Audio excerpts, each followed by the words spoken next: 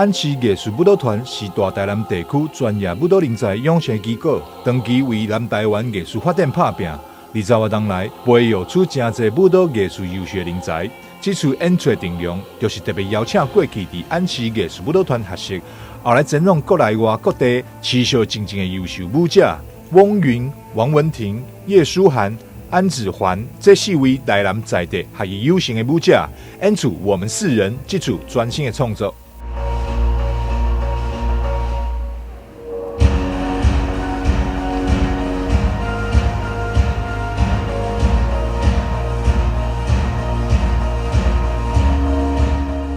这一次要表演的我们4人这一个舞作，那这个舞作当中，除了4个都是这些舞者都是老师的培育出来的孩子，然后能够通过这样的一个舞蹈，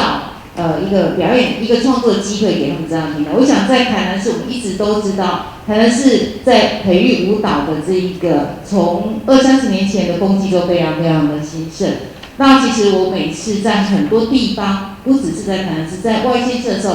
很多人都会跟我介绍说，这个舞者是从你们台南出来的，其实感到非常非常的骄傲。只是说，因为也许在南部发展机会比较没有那样的多的状况之下，很多人也许会选择留在北部。不过，我觉得透过安琪老师这一次的这样的一个平台的机会，把孩子能够让他们回到我们自己的故乡，然后让他们有这样的一个创作的机会，我想这是非常非常难得的。去年也刚好在一个因缘际会之下。老师，我就跟他们提了这个构想，他们就觉得可做。可是，在去年刚好又碰到疫情，那其中一个舞者是念北京舞蹈学院嘛，就一直要回来台湾的那种